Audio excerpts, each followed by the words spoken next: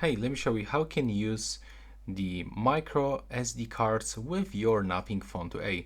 So first of all, as you know, there's like no SIM memory card slot in this phone, but still can use it when you have this kind of the adapter. So basically you can just input your SD card right here.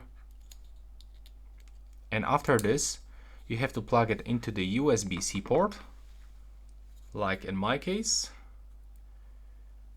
And after a few moments we'll get the information that something was actually connected into the USB port. There we go. So now we can just click to explore. You can open it with the files by Google or the second one. And now when you open it, you can actually find all of this stuff like some images, audio. As you can see, there was some images. Where it was located? Pictures. Nope.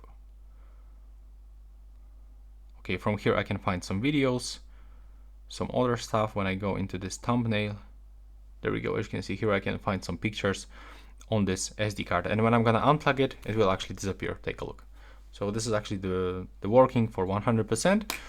And yeah, that's all for this video. Right now, please subscribe to my channel and see you in the next one.